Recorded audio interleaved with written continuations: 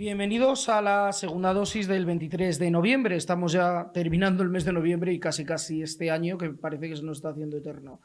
En esta edición de viernes, como saben ustedes, nos gusta siempre tratar temas un poco más alejados de la actualidad. Por eso la primera entrevista, que verán inmediatamente después del repaso de Alfonso Rojo, será a Alex Rosal, editor de Libros Libres, que además de dueño de esta editorial también es escritor y ha hecho una nueva publicación, y sobre su nuevo libro vamos a charlar un ratito con él.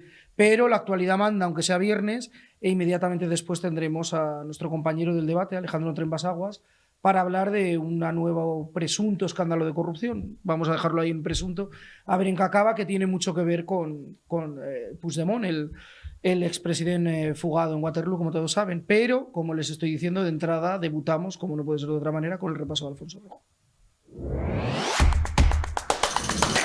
No es verdad que los israelíes suministraran a Sánchez un chaleco antibalas infantil.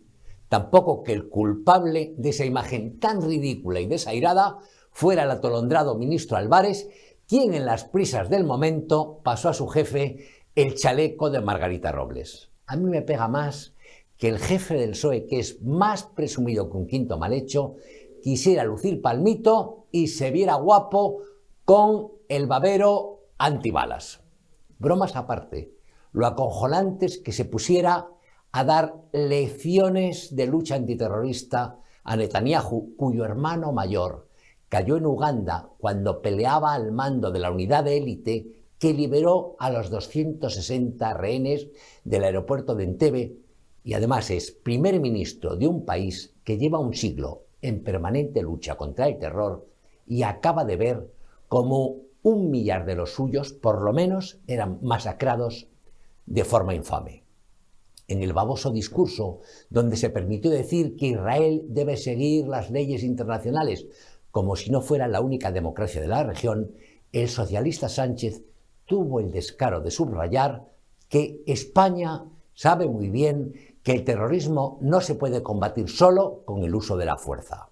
Le faltó añadir algo así como: mira, Benjamín, yo cuento en mi multitudinario gabinete con una nueva ministra que tiene una cuenta en X llena de odio hacia Israel y de apoyo a los fanáticos. Se llama Sira Regó. Y no es la única, Benjamín. Está también Mónica García, que además de médica, madre y titular de Sanidad, justifica las aberraciones de Hamás. Y a Yolanda, quien combina sus modelos de alta costura y el tinte de peluquería cara con el pañuelo palestino. No sé si sabes, Benjamín, que 2 de los miembros de mi gobierno, Frankenstein, estuvieron hace nada entre los 21 europarlamentarios que se negaron a condenar las atrocidades que se ven en ese vídeo grabado por los carniceros para hacerse propaganda y que incluye desde decapitaciones de bebés a familias enteras atadas con alambre y quemadas vivas. Y no sé si sabes que estoy de ocupa en la Moncloa porque los terroristas de ETA, que me tienen agarrado por las bolas, han decidido renovarme el alquiler a cambio de no sé cuántas claudicaciones y de que a sus víctimas las trate como perros. A mí, se lo juro, me extrañó que Benjamín Netanyahu se limitara a pararle los pies al garrulo explicando lo que es de verdad el terrorismo y a forzarlo a tragarse entero el vídeo del espanto. La verdad es que lo lógico es que le hubiera dado una buena patada en el culo. Estamos hoy en la segunda dosis con una entrevista más de tipo cultural que de tipo político, que es o económico, es lo que solemos hacer aquí en la segunda dosis. Estamos con Alex Rosal, creador de Libros Libres, una editorial que publica pues de este tipo de libros que no encontramos en editoriales más mayoritarias, por decirlo de alguna manera. Y en esta última obra, Despierta y combate a los bárbaros que arruinan tu vida, se centra en eso tan manido, pero que, bueno, vamos a intentar averiguar qué es. Seguro que han oído ustedes hablar de ello, que es la guerra cultural, la batalla cultural. Pues arranco así, que es la guerra cultural. Alex, muchas gracias lo primero por estar. Muchas gracias, David, a ti por invitarme. Bueno, mucha gente se pregunta, David, justamente cómo hemos podido llegar, sobre todo aquí en España, pero también en otros países, en Venezuela, en otros muchos países, también en Argentina, cómo hemos podido llegar a esta situación, ¿no? ¿Cómo hemos podido entrar en el precipicio? ¿Cómo hemos podido entrar en esta dinámica de deterioro no solo político, económico, social, de división, de mal rollo en definitiva. Y la mayoría de la gente yo creo que lo atribuye a la cuestión política, pero la cuestión política realmente es la última fase de justamente esto que hablamos de la guerra cultural, ¿no? Decía Gramsci, el fundador del Partido Comunista Italiano, que para conseguir el poder total, el poder absoluto, el poder verdadero, primero hay que ganar una serie de batallas en el mundo de la educación, en el mundo de los medios de comunicación, de la cultura, de la intelectualidad. O sea, primero hay que ir conformando la mente de las personas, hay que ir atrapando de alguna manera la mente de las personas para luego que la fase política, la consecución del poder político sea casi lo más fácil, ¿no? Y es lo que estamos viviendo ahora mismo. O sea, desgraciadamente hay muchos españoles que ahora se tiran los pelos de la cabeza, ¿no? Y se preguntan, bueno, pero ¿qué hemos hecho y qué hemos podido hacer, ¿no? Y yo creo que lo mal que hemos hecho casi todos, los que tenemos un cierto sentido común o queremos que nuestro país vaya por otros derroteros, es que hemos delegado nuestra responsabilidad en otros, en este caso en los políticos, ¿no? Y hemos pensado que simplemente votando cada 4 años, pues ya más o menos ya habíamos cumplido o ya hemos cumplido como ciudadanos. Y desgraciadamente, si los bárbaros avanzan extendiendo el mal, es porque la gente con sentido común, lo que yo llamo los buenos, los hombres y mujeres, buenas personas con cordura que quieren hacer las cosas bien, no hemos sabido presentar batalla en estas pequeñas guerras, ya desde el punto de vista cultural, mediático, literario, publicitario, etcétera, etcétera, y hemos dejado que durante décadas se vaya conformando a la opinión pública hasta llegar a donde hemos llegado. Claro, hablas del punto de partida hasta nuestra situación actual, pero uno pensaría, visto desde la distancia, caray, en una época en la que los medios de comunicación, ya no hablo de los medios de comunicación de masa, sino los que utilizamos los propios ciudadanos, las tan manidas redes sociales, uno es capaz de conectarse con alguien que está en la otra parte del mundo con una facilidad que hace 40 años parecería ciencia ficción, tendería a pensar que con todo ese entorno sería mucho más fácil que la sociedad civil estuviese mucho más activa de lo que está. Debería ser así. Pero desgraciadamente, o sea, los bárbaros utilizan sobre todo 2 herramientas, muchas más, ¿no?, para tener controlada a la sociedad y tenerla dormida. Uno es la dictadura de la distracción permanente y la otra es el pánico, el crear miedo. Si te fijas, David, durante muchas décadas hemos estado discutiendo si el nuevo totalitarismo que íbamos a tener en el siglo XXI iba a ser un totalitarismo del estilo Orwell, con su novela 1984, o sea, un totalitarismo brutal a lo nazi o a lo soviético, ¿no? En donde hay cárcel y campo de concentración y donde hay realmente coerción física, ¿no? O bien iba a ser tipo Huxley con El mundo feliz, que iba a ser otro tipo de totalitarismo más bien blando, podríamos decir. Más sutil, más astuto, en donde casi no te das cuenta que te están controlando, que te están sometiendo, pero todo eso hecho con la era de la distracción, con la dictadura de distracción. Si nos fijamos, pasamos gran parte de nuestro tiempo distraídos con las memes, con los vídeos, con las aplicaciones, con los juegos, y al final, si sumamos las 8 horas que tenemos para dormir, las 8 horas que tenemos para trabajar, 4 horas para el transporte, la comida, la cena, el aseo, el deporte, apenas nos queda 4 horas para ver un poco la televisión o para estar con nuestra familia, hacer algún hobby y poco más. Y entonces, en esta era o esta dictadura de la distracción es lo que estamos ahora sometidos. Si a eso le sumamos las políticas de miedo y de pánico que nos van generando para que estemos como corderitos tranquilos, el poder absoluto, los bárbaros, nos tienen completamente atenazados, ¿no?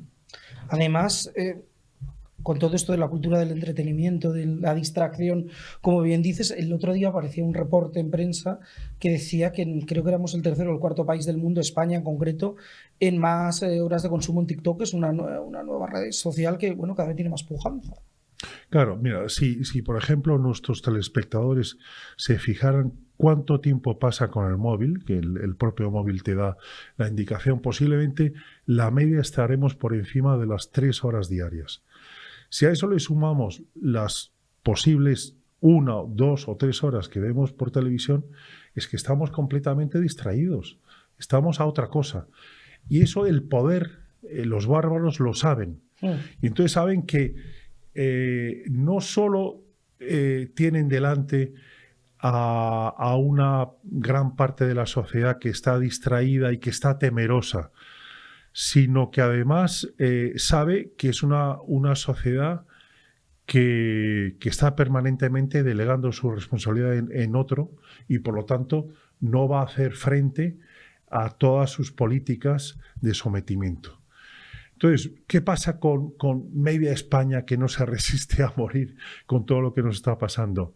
Bueno, pues los bárbaros saben perfectamente que es una España que a lo mejor puede criticar, puede patalear, pero que al final no da batalla, no se presenta al partido. Y ese es realmente nuestro gran mal, ¿no? Que estamos ahora mismo, como decía Einstein, ¿no? El mundo hoy es más peligroso no porque los malos extiendan su hoja de ruta, que es el mal, sino porque los hombres buenos que deberían pararlo no lo están haciendo.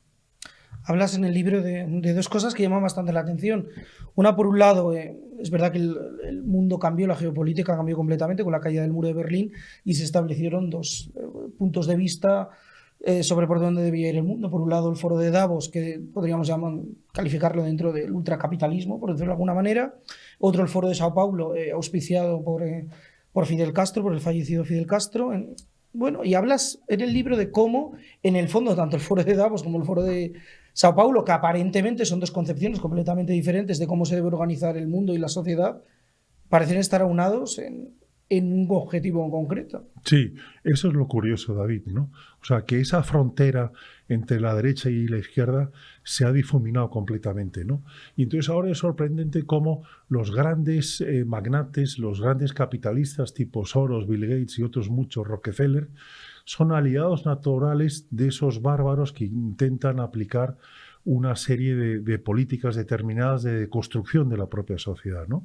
Entonces vemos cómo hay una alianza táctica y tácita en dividir a la sociedad, en crear o avivar rencores o enfrentamientos, en fragmentar países, y todo eso lo hace el gran capital junto con lo que podríamos decir la ultraizquierda, ¿no? Es una alianza curiosa.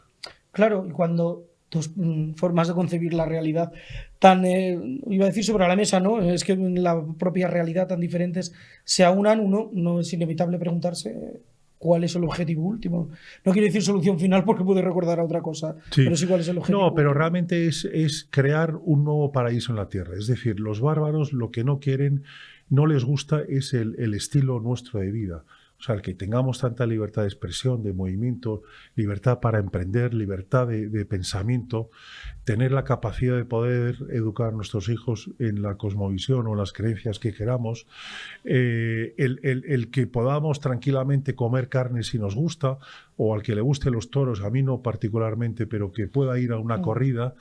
O sea, hay realmente una rivalidad entre una sociedad abierta y una sociedad que quieren implantar los bárbaros, muy ideologizada, en donde nos prometen un paraíso, pero que nos llevan realmente al infierno, ¿no? Ese es realmente el objetivo, ¿no?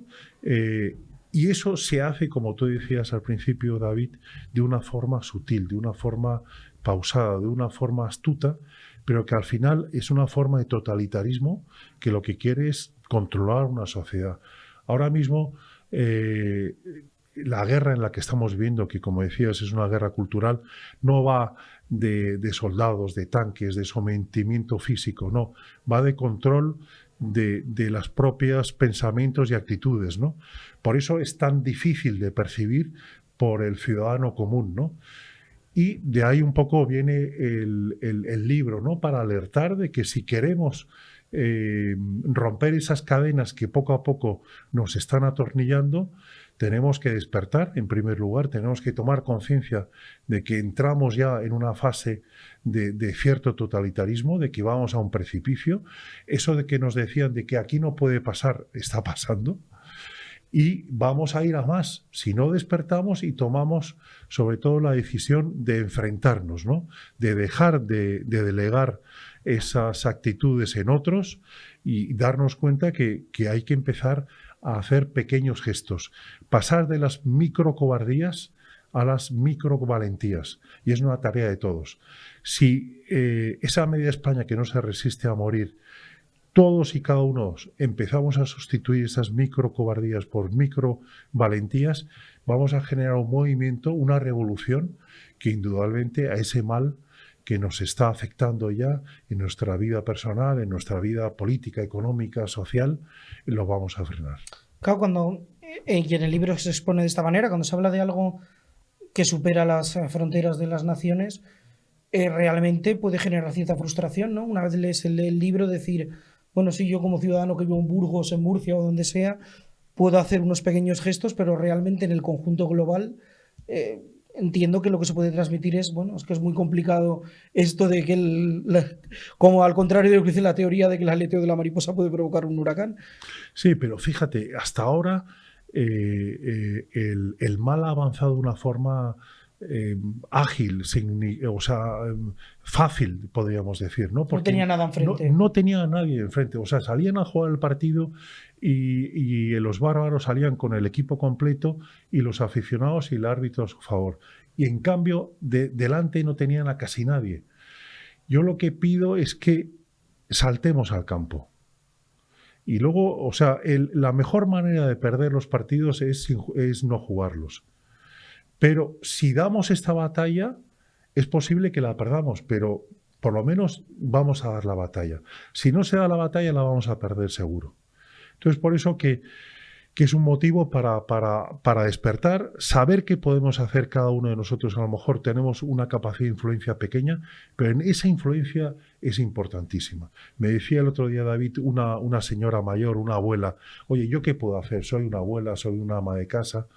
Yo le decía, mira, la mejor influencia o el mejor gesto que tú puedes hacer es hablar con tus nietos, con tus vecinos y simplemente hablarles de lo que pasa en el mundo y contarles tu verdad, contarles tu enfoque.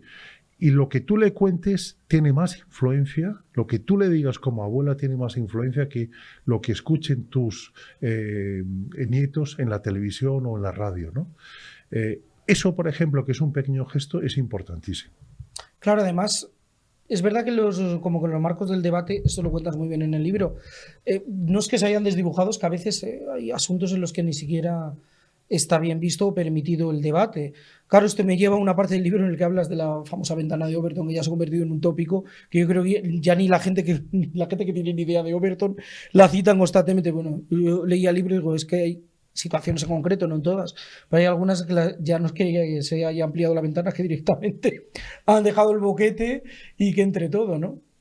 Sí, pero eso es justamente porque no hay nadie detrás. Al final, la democracia es un juego de presión. Si hay una parte que presiona, pero la otra no, al final pues se acabarán llevando el gato al agua unos y no otros, ¿no?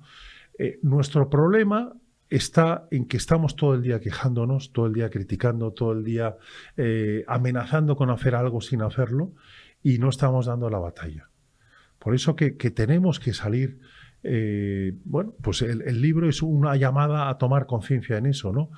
Yo también cito cómo, de alguna manera, Solzhenitsyn, cuando era un disidente muy perseguido en la Unión Soviética, ¿no? Presentaba la batalla contra el totalitarismo comunista en Rusia, ¿no? Y él decía que una de las cosas, de los pequeños gestos que recomendaba a sus familiares y amigos era simplemente vivir en la verdad. O sea, vivir en la verdad significa que si te obligan a decir algo que tú no estás de acuerdo, simplemente mantenerte neutral. No hace falta que a lo mejor te enfrentes o creas un debate o discutas. No, simplemente el hecho de no sumarte a esa mayoría o a esa corriente en donde favorece el mal, eso ya es un gesto magnífico, un gesto importantísimo para frenar ese mal, justamente. Contabas que hace un momento que esos cajoncitos de sastre que tenemos en la cabeza con los que identificamos las ideologías tal y como las hemos conocido históricamente en el siglo XX, la izquierda y la derecha, por circunscribirnos a dos grandes cajones de sastre, como digo, cada vez están más difuminadas. Y uno se pregunta, ¿qué papel tienen en este mundo donde está todo tan difuminado algo, bueno, casi tan atávico como son las religiones? Bueno, ya tú acordarás seguramente, David, cuando Donoso Cortés decía que bajo cualquier problema político se encuentra también un asunto teológico, ¿no? O sea, la religión también... incluso para los no creyentes siempre está presente. Claro, porque incluso la no creencia es una forma de religión, ¿no? De alguna manera, ¿no? Pero sí que es verdad que o sea, no es lo mismo vivir si tú crees en algo poderoso que te pueda salvar la vida y que pueda convertir la vida de los demás en algo positivo, armonioso y bello, que no creer en eso. Eso condiciona completamente la vida de uno, ¿no? Entonces, sí que la religión tiene un aspecto positivo. Yo me refiero más bien al cristianismo, ¿no? Sí, bueno, en nuestro ámbito cultural. En nuestro ámbito, claro, que es el cristianismo. Otro tipo de religiones, bueno, pues sería un motivo de debate, ¿no? Si son religiones que fomentan una vida sana o no. Pero en el caso del cristianismo yo creo que el tener un código moral, tener una ética, saber lo que está bien, lo que está mal, dónde está el límite de lo que puedes hacer para no dañar al otro, todo eso es un código moral que yo creo que incluso culturalmente, aunque no seas creyente, es algo aceptable. Para ir entrando en la recta final, el libro, yo decía, siempre digo con perdón porque esta palabra tiene mucho, la que voy a decir ahora tiene bastantes enemigos, siempre digo que puede ser casi como una especie de libro de autoayuda, con perdón, insisto, y entre comillas y casi con cursiva. Pero como digo, para ir entrando en la recta final de la charla, aparte de recomendar que lean el libro, claro, dices al principio del mismo, no hace falta leerse, que uno lo lea de manera lineal, sino que puede ir picoteando. Una parte que tú recomiendes del libro, que tú digas a alguien, es la parte que debes leer. Si quieres que sea, digamos, la que más te nutra, la que más te sirva para algo, léete esta parte. Bueno, sobre todo, o sea, la primera parte explico cómo los bárbaros crean esa telaraña diabólica que hace que nos envuelva y nos dominen de alguna manera. Pero para mí me parece más importante la segunda parte, ¿no? Que ahí intento dar una serie de herramientas para romper esa telaraña diabólica, ¿no? Y cómo cada uno de nosotros, por muy poca influencia que creamos que podamos tener, podemos hacer algo justamente para frenar ese mal y para intentar revertir la situación en la que estamos ahora mismo. Pues Alex, con esto nos quedamos. Recomendamos a todo el mundo que lea el libro porque, bueno, además yo creo que está bien siempre tener estas conversaciones porque siempre hay distintos puntos de vista de ver el mundo y de entender la realidad que nos rodea y lo que nos está pasando. Desde aquí lo recomendamos los libros de Libros Libres, que es una editorial, como decía, pequeñita, que se atreve a publicar en libros y ensayos que otras editoriales más grandes no se atreven. Y bueno, muchísimas gracias por estar con nosotros. Muchas gracias, David. Muy amable. Muchas gracias. ¿Quieres perder esos pocos kilos de más? ¿Quieres resultados inmediatos y satisfactorios? ¿Volver a ponerte ese vestido o esos pantalones que tanto te gustan? Pues no lo pienses más. Con Naturhaus ya es posible. Pierde peso en tan solo 2 días, utilizando el Pack Express. Un producto exclusivo de Naturhaus que contiene todos los ingredientes y comidas necesarias para perder peso en 48 horas. Todo lo que tienes que hacer es acudir a tu centro Naturhaus más cercano, te pesaremos, te tomaremos las medidas antropométricas completamente gratis. Llévate el Pack Express, vuelve al acabarlo y veremos juntos sus resultados. Te vas a sorprender. Sin cambiar tu ritmo, el Pack Express se adapta a ti. No tendrás que saltarte comidas ni pasar hambre. Pierde peso con el Pack Express. No lo pienses más, acude a tu centro Naturhaus más cercano y no te arrepentirás.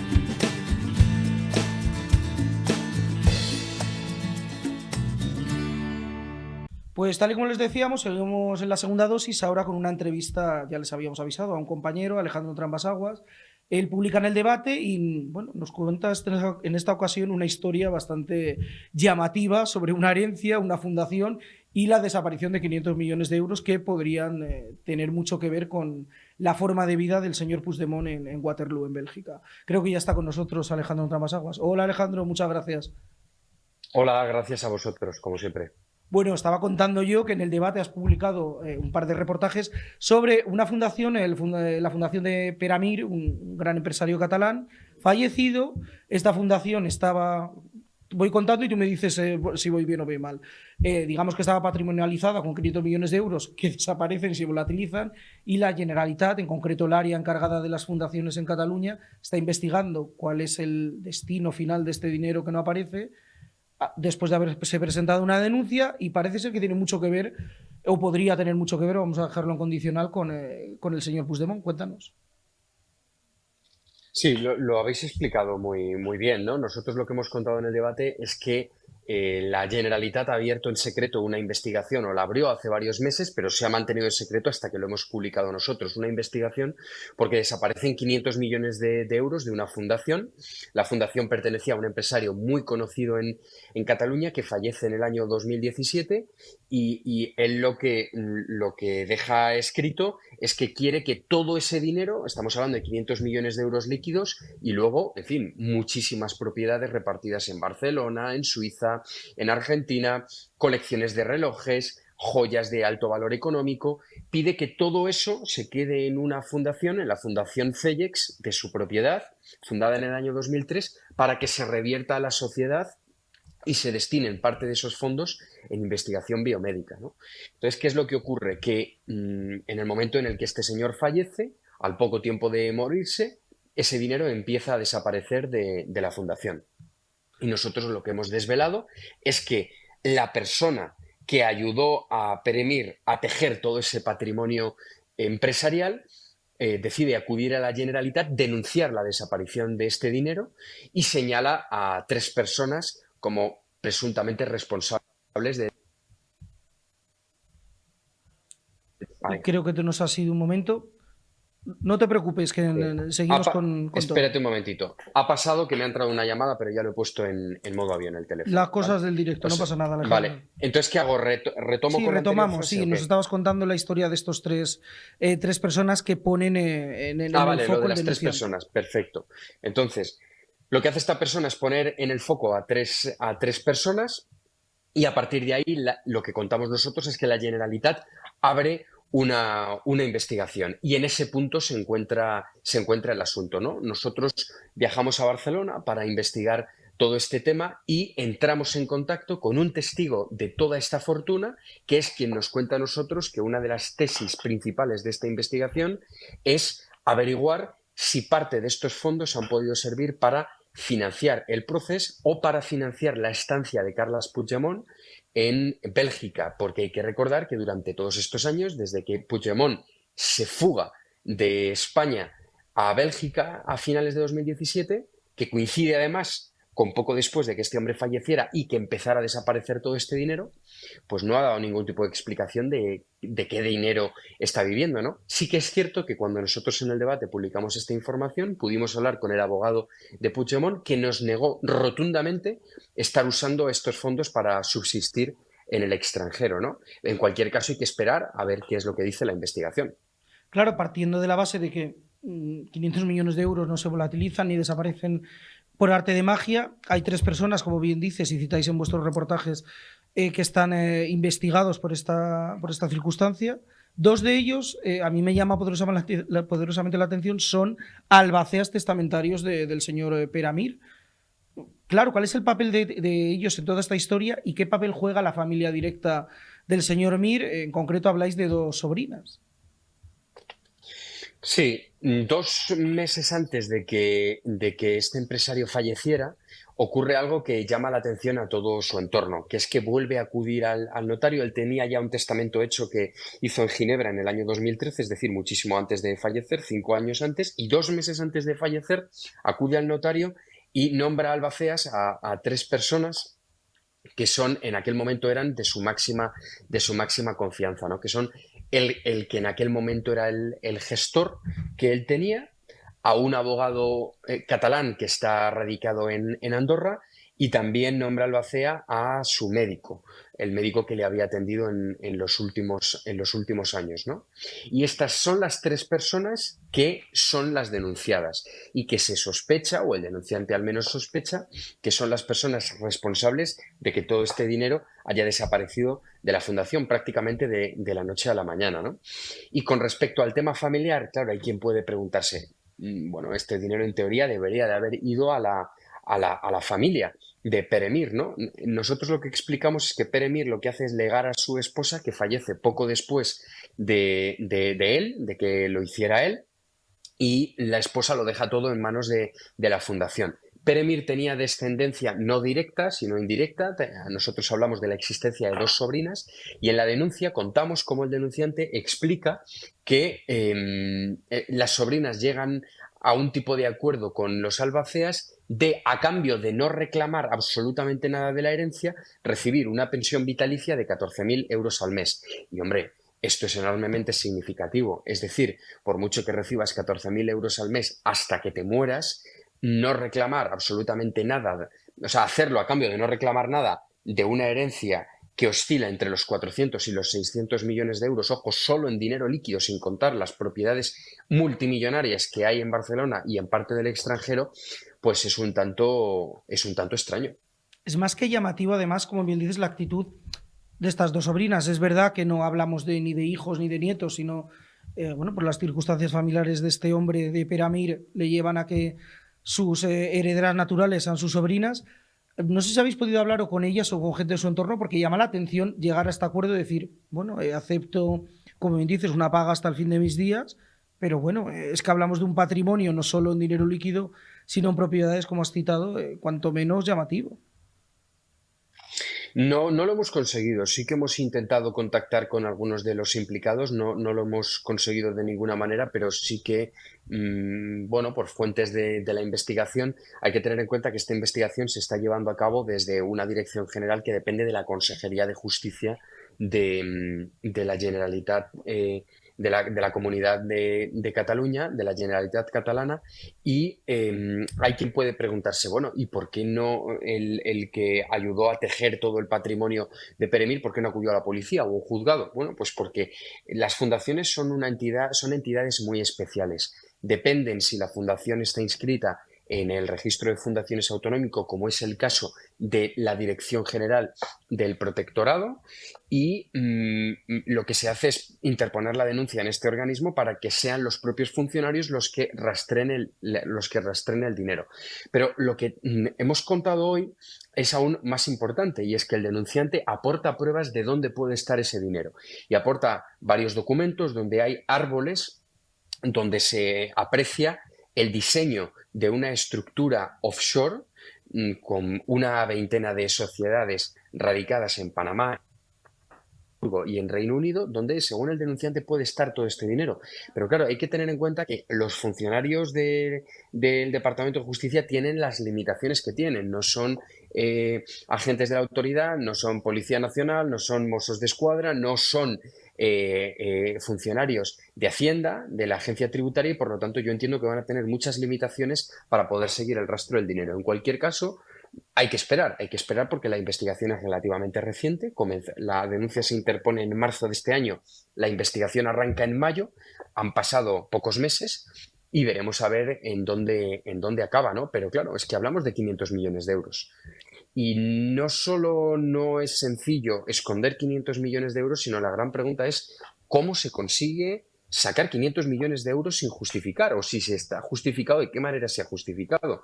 Es una investigación complicada que sin duda pues, no puede quedar impune. No, y además, bueno, lo estamos repitiendo constantemente, es que son unas cantidades de dinero que a muchos nos cuesta incluso imaginarlos, esa cantidad, que desaparezcan, nadie se lo cree que algo desaparece de la noche a la mañana. Estás hablando de lo que habéis publicado hoy, esa especie de árbol, de guía de cómo, bueno, de crear una estructura financiera para que ese dinero llegue a otro cauce. la tesis de que ese dinero se haya podido usar para financiar parte del proceso y de la estancia del día a día del señor Puigdemont en Waterloo, ¿creéis vosotros que tiene visos de credibilidad o es simplemente un elemento más o una vía más dentro de una investigación? Nosotros llegamos a esa conclusión no porque venga la denuncia o porque se nos haya facilitado a través del Departamento de Justicia, sino porque, como hemos dicho antes, un testigo de la creación y de la posterior desaparición de toda esta fortuna nos cuenta a nosotros que es una de las sospechas que él tiene, ¿no? Entonces, en cualquier caso, será la Generalitat quien tendrá que investigar este punto. Nosotros, insisto, así es como lo contamos en la información, a raíz de contarlo, Puigdemont se ha querido poner en contacto con nosotros a través de su abogado y lo que nos ha trasladado es que en ningún caso, por lo menos que él tenga conocimiento, se ha usado el activo de la Fundación Cellex, es decir, toda esta herencia, para financiar el proceso y que en ningún caso, nos lo ha negado contundentemente, su estancia en Waterloo se está costeando de alguna manera con estos fondos, ¿no? En cualquier caso, oye, las denuncias se investigan y veremos a ver en qué acaba todo esto. Y ese dinero ha tenido que acabar en manos de alguien, ¿no? Lo que también es cierto es que Carles Puigdemont sí que conocía y sí que tenía relación con este empresario fallecido, el dueño de toda esta herencia. Siendo presidente de Cataluña, le otorgó un galardón y dijo públicamente que Cataluña necesitaba muchos Pere-Mir. Es decir, el nexo está ahí. Ellos se conocen y ahora lo que hay que determinar es si, en fin, es simplemente una sospecha el hecho de que ese dinero haya podido acabar en el entorno de Puigdemont, es una difamación o es un viso de realidad a pesar de que Puigdemont lo niega. Hablabas de la limitación inevitable que tienen los funcionarios del gobierno catalán, de la Generalitat, para poder llegar hasta el fin de todo este asunto. ¿Qué recorrido crees que puede tener esto más allá de estos funcionarios? ¿Puede que dé el salto hacia otras instancias para que la investigación sea más exhaustiva o no? A mí me consta por fuentes de la investigación que se está tratando, o sea que en paralelo a la investigación que está llevando a cabo la Generalitat, el denunciante y otros colaboradores suyos están de alguna manera tratando de rastrear más pruebas que puedan vincular la desaparición de esta fortuna o bien a políticos independentistas o bien a las 3 personas denunciadas que a su vez puedan tener conexión con estos políticos independentistas. Entonces, claro, en mi opinión, por cómo conozco cómo se ha tejido todo esto, es que no sería descartable que llegado un momento se pueda acudir a un juzgado o a la policía para denunciar por blanqueo de capitales o por otros delitos algunos de las personas que están siendo señaladas en todo este asunto. Por lo tanto, lo que tengo claro es que al final nos acabaremos enterando, pero sí esto se pone en conocimiento de otras instituciones, porque yo insisto, las limitaciones que tienen los funcionarios de la Generalitat son muchísimas y va a ser prácticamente imposible averiguar el paradero exacto del dinero por mucho que sigan el rastro de la desaparición. En cualquier caso, tampoco sería descartable que si no llegan a ninguna conclusión sean los propios funcionarios los que denuncien este asunto, o bien a la Fiscalía o bien ante otros organismos, que ya sí que sean no solo más competentes, sino que tengan medios para localizar esta herencia. Pues Alejandro, seguiremos muy atentos a ver en qué acaba todo esto. Seguro que vosotros nos lo contáis como hacéis siempre, porque sois expertos en sacar estos casos y además convertirlos en culebrones que nos gustan mucho seguir. Desde luego, muchas gracias, Alejandro. Muchas gracias a vosotros. Bueno, pues hasta aquí la segunda dosis de hoy. Ya lo saben que esto ha salido bien gracias a Marta y Omar García, a pesar de un servidor. Les emplazamos al lunes, disfruten del fin de semana, seannos puntuales que pasamos lista.